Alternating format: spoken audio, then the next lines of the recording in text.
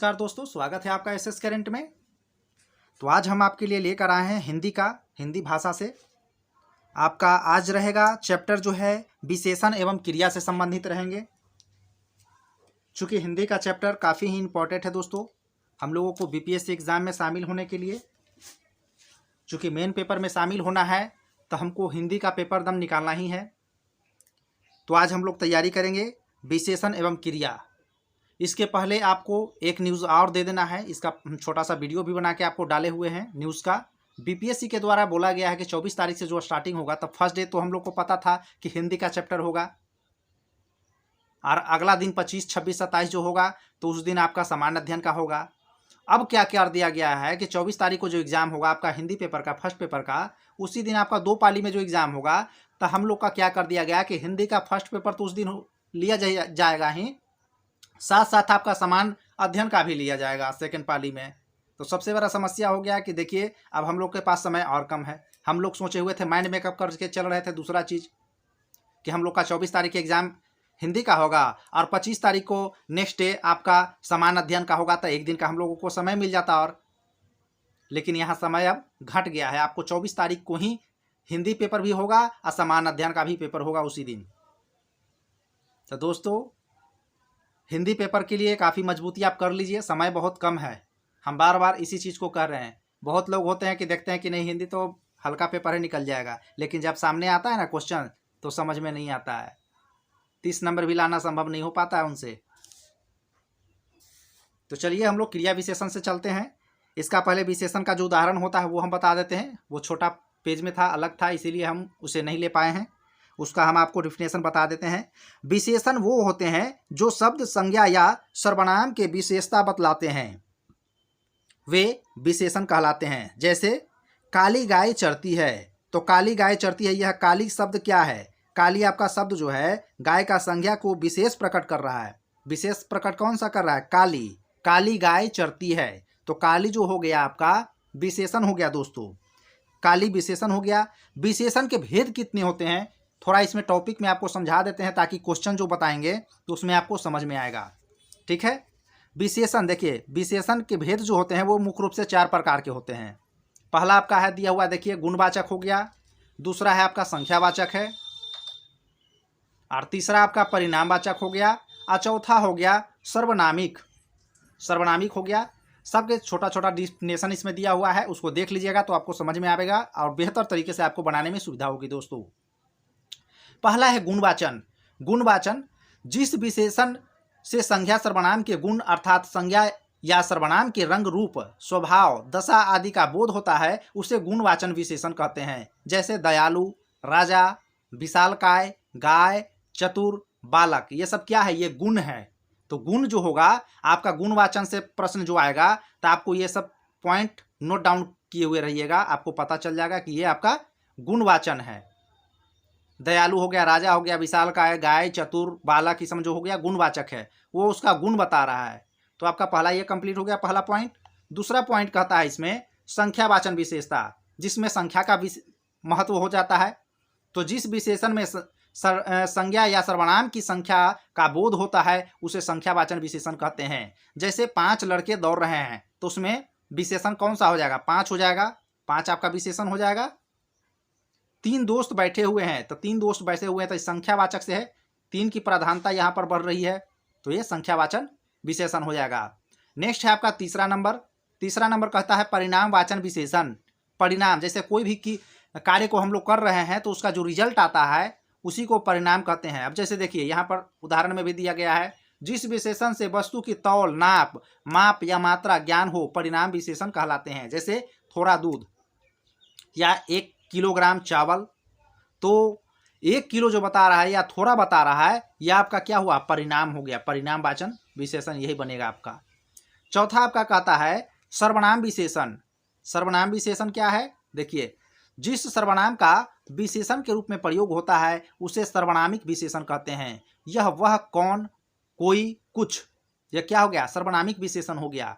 यही पॉइंट आपको दिया हुआ रहेगा क्वेश्चंस में। यह आप सवाल कर देगा यह कौन सा विशेषण है, वह लिखा हुआ रहेगा, उसके साथ और भी वर्ड रहेंगे। वह कौन है, वह कौन है, या वह जाता है, वह खाता है, उसमें पूछ देगा यह कौन सा विशेषण है। तो आपको पता रहेगा, जानकारी रहेगा, तभी आप इसको पकड़िएगा ना, नहीं तो क्वेश्चन नहीं बना पाइएगा। हिंदी तो टफ रहेगा ही, जान लीजिए, हल्का तो रहेगा नहीं। चूँकि अतुल प्रसाद जी का कहना ही है, पहले से ही वो बोल चुके हैं कि अगर अंग्रेजी का लेवल हम डाउन रखेंगे तो हिंदी का लेवल हाई रखेंगे, एकदम नॉर्मल नहीं देंगे। दोनों नॉर्मल दे देंगे तो सभी पास हो जाएगा। तो बोर्ड तो चाहता है कि हम इतना टफली रखें, चूँकि 8 लाख स्टूडेंट भरा हुआ है दोस्तों, तो उनको उसी में छांटना भी है, उनको उसी में छांटना भी है। तो जाहिर सी बात है कि हिंदी का पेपर आपका टफ रहेगा, इसलिए हिंदी को मजबूती करके चलिए। नेक्स्ट है आपका पॉइंट आ जाता है आपका क्रिया विशेषण। अगर आप हमारे चैनल पर पहली बार विजिट कर रहे हैं दोस्तों, तो हमारे चैनल को सब्सक्राइब करके बेल की आइकन की घंटी को जरूर दबा दें, क्योंकि हिंदी से संबंधित इसमें पूरा आपको चैप्टर बाय चैप्टर डिटेल दम पढ़ाएंगे, ताकि हिंदी का जो भी है क्लास 1 सप्ताह से लमसम में चलेगा, उससे ज़्यादा नहीं चलेगा। बाकी आपको सेट प्रैक्टिस से खुद तैयारी करना है। सेट प्रैक्टिस लीजिए, रोज़ एक सेट प्रैक्टिस बनाइए, उससे आपको एक्सपीरियंस होगा। और बाकी जो हम 6-7 वीडियो इसमें डाल रहे हैं, बना रहे हैं, उसको आप एकदम रट जाइए। एनी हाउ रोज इसको देखिए। चलिए नेक्स्ट है आपका क्रिया। क्रिया जिस शब्द में काम करने या होने का भाव प्रकट होता है, क्रिया कहलाता है। क्रिया किसी न किसी रूप में मूल शब्द से बनती है। जिस मूल शब्द से क्रिया बनती है उसे धातु कहते हैं, जैसे कि जाना, आना, हंसना, खेलना आदि, ये क्रिया होते हैं। क्रिया के मुख्य रूप से कितने भेद होते हैं? 2 भेद होते हैं, सकर्मक क्रिया और अकर्मक क्रिया होती है दोस्तों। सकर्मक क्रिया कहता है आपका जिस क्रिया के साथ कर्म हो, जिस क्रिया के साथ कर्म हो या उसके रहने की संभावना हो, उसे सकर्मक क्रिया कहते हैं। जिस शब्द का सकर्मक क्रिया का फल पड़ता है उसे कर्म कहते हैं। ठीक है, अगला पॉइंट है आपका, जैसे देखिए इसमें उदाहरण दिया हुआ है, जैसे राहुल पुस्तक लिखता है। राहुल पुस्तक लिखता है, यह क्या हो गया? सकर्मक क्रिया हो गया। सकर्मक क्रिया का उदाहरण है आपका यह। लिखना जो है, देखिए लिखना क्रिया सकर्मक है, क्योंकि उसका एक कर्म है पुस्तक, और लिखने वाला कौन है? राहुल। परंतु उसकी क्रिया क्या है? लिखना। लिखना फल पुस्तक पर पड़ रहा है ना, तो इसीलिए पुस्तक जो है कर्म हो गया, पुस्तक कर्म हो गया। चलिए नेक्स्ट है आपका अकर्मक क्रिया। अकर्मक क्रिया क्या कहता है दोस्तों? जिस क्रिया के साथ काम न रहे उसे अकर्मक क्रिया कहते हैं। राधा रोती है, इस वाक्य में रोना क्रिया अकर्मक क्रिया है, रोना क्या है? आक्रामक क्रिया है, क्योंकि यहाँ ना तो रोना का कोई कर्म है और ना उसकी संभावना ही है। रोना क्रिया एक फल दे रहा है, तो ये आपका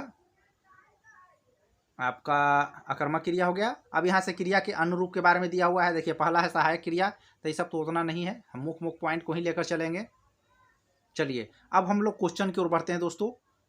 क्वेश्चन आपका किस प्रकार से रहेगा इसमें आएगा, देखिए इसमें आपका वास्तुनिष्ठ प्रश्न है। टोटल 15 प्रश्न है दोस्तों, ज़्यादा नहीं है, मात्र 15 प्रश्न है। लेकिन सही रूप से अगर समझ जाइएगा आप, तो क्वेश्चन को बनाने में कोई भी परेशानी नहीं होगी।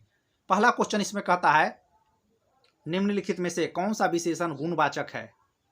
कौन सा इसमें गुणवाचक है?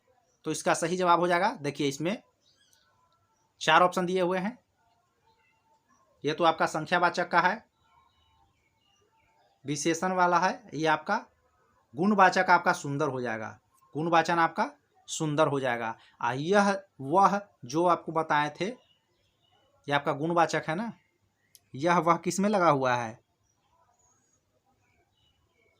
यह आपका सर्वनाम विशेषण है, सर्वनामिक विशेषण है आपका। चलिए नेक्स्ट क्वेश्चन की ओर बढ़ते हैं दोस्तों हम लोग। नेक्स्ट क्वेश्चन है, निम्नलिखित में से कौन सा शब्द संख्या वाचन विशेषण है? संख्या वाचन विशेषण है आपका, ऑप्शन नंबर सी हो जाएगा, जिसमें संख्या का वर्णन किया हो। नेक्स्ट है तीसरा नंबर, निम्नलिखित में से कौन सा शब्द परिणाम बोध है? परिणाम बोध है, तो इसका सही जवाब हो जाएगा तीसरा का ऑप्शन नंबर ए, कुछ। अभी हमने बताया था आपका परिणाम बाद थी बोधक में आपका विशेषण हो जाएगा कुछ। यह लड़का खिलाड़ी है, यह लड़का खिलाड़ी है, लड़का कौन सा शब्द है? कुछ बताए थे आपको हम, ऑप्शन नंबर डी इसका सही जवाब हो जाएगा। 4 का ऑप्शन नंबर डी हो जाएगा।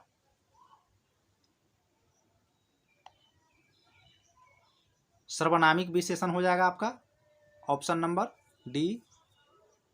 यह लड़का खिलाड़ी है, इसमें यह किस प्रकार का विशेषण है, यह किस प्रकार का विशेषण है पूछ रहा है।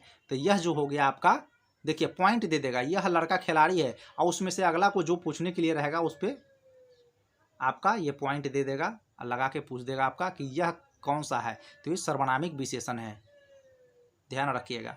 गुणवाचन में गुण वाला पूछेगा, संख्यावाचन में संख्या से पूछेगा, परिणामवाचक में आपका परिणाम से पूछेगा कि परिणाम उसका निष्कर्ष क्या निकल रहा है। तो परिणाम में नाप तौल मापन वगैरह से आता है, संख्या में संख्यावाचन से आता है, और गुण वगैरह में विशालकाय हो गया या बड़ा हो गया, चतुर हो गया, वो सब गुण वगैरह आता है। चलिए अब अगला क्वेश्चन की ओर बढ़ते हैं दोस्तों हम लोग। 5 नंबर क्वेश्चन है आपका, लाल शब्द क्या है। लाल शब्द क्या है, 5 का ऑप्शन नंबर सी हो जाएगा, विशेषण है। लाल शब्द जो है आपका विशेषण बता रहा है दोस्तों, ये आपका विशेषण है। नेक्स्ट है आपका, आवश्यक शब्द क्या है। आवश्यक शब्द क्या है, 6 का ऑप्शन नंबर डी हो जाएगा, विशेषण है। ये भी आपका विशेषण है, आवश्यक शब्द विशेषण है। थोड़ा पानी दीजिए, थोड़ा पानी दीजिए, इस सब में से थोड़ा क्या है, परिणामवाचक है। 7 का ऑप्शन नंबर बी हो जाएगा, विशेषण है, सब विशेषण ही है आपका। नेक्स्ट है आपका, यह दृश्य अति सुंदर है। यह दृश्य अति सुंदर है, इसमें अति शब्द के बारे में पूछा है, अति क्या है। 8 का ऑप्शन नंबर बी हो जाएगा, प्रविशेषण है, यह आपका प्रविशेषण है। नेक्स्ट है आपका 9वां नंबर प्रश्न। 9वां नंबर प्रश्न क्या कहता है आपका, 9वां नंबर प्रश्न कहता है, निम्नलिखित में से सर्वनामिक विशेषण का प्रयोग किस वाक्य में हुआ है। 9 का सही जवाब हो जाएगा ऑप्शन नंबर ए, यह पुस्तक बहुत अच्छा है, यह पुस्तक बहुत अच्छा है। नेक्स्ट है आपका 11 नंबर, मोहन किताब पढ़ता है, यह पढ़ना कौन सी क्रिया है। 10 का सही जवाब है ऑप्शन नंबर ए, सकर्मक क्रिया है, यह आपका सकर्मक क्रिया है। अगला क्वेश्चन है आपका, रचना की दृष्टि से क्रिया के कितने भेद होते हैं। रचना की दृष्टि से क्रिया के कितने भेद होते हैं। 11 का सही जवाब है ऑप्शन नंबर बी, 2। क्रिया के कितने भेद होते हैं, 2 भेद, सकर्मक क्रिया, अकर्मक क्रिया। नेक्स्ट है आपका 12 नंबर क्वेश्चन, जिस क्रिया के 2 कर्म रहते हैं उसे क्या कहते हैं। 12 का ऑप्शन नंबर सी, द्विकर्म कहते हैं, द्विकर्म कहते हैं, ऑप्शन नंबर सी। अगला क्वेश्चन है आपका 13 नंबर, राकेश मिठाई खाता है, वाक्य में कर्म कौन है। 13 का सही जवाब है ऑप्शन नंबर बी, मिठाई, ये आपका मिठाई हो जाएगा। नेक्स्ट है आपका 14 नंबर प्रश्न, राधा नाच कर गाना गाई, राधा नाच कर गाना गाई, इस वाक्य में पूर्वकालीन क्रिया कौन सी है। तो इसका सही जवाब है आपका 14 का ऑप्शन नंबर ए, नाच कर। इसके पूर्व क्रिया में कौन सा लगेगा, नाच कर। अगला क्वेश्चन है आपका, और ये आपका लास्ट क्वेश्चन है दोस्तों, जिस क्रिया के साथ कर्म न रहे वह क्रिया कैसी कहलाएगी। 15 का ऑप्शन नंबर बी, आक्रमक, आक्रमक कहलाएगी, ऑप्शन नंबर बी हो जाएगा आपका। तो दोस्तों आज का ये टॉपिक आपको कैसा लगा हमें कमेंट सेक्शन में ज़रूर बताएं, और अपनी तैयारी को बेहतर ढंग से करने के लिए हमारे चैनल को सब्सक्राइब करके बेल की आइकन की घंटी को ज़रूर बजा दें, ताकि जैसे ही हम कोई वीडियो अपलोड करें आपके पास नोटिफिकेशन पहुंच जाए और आप अपनी तैयारी को बेहतर ढंग से कर सकें। धन्यवाद दोस्तों।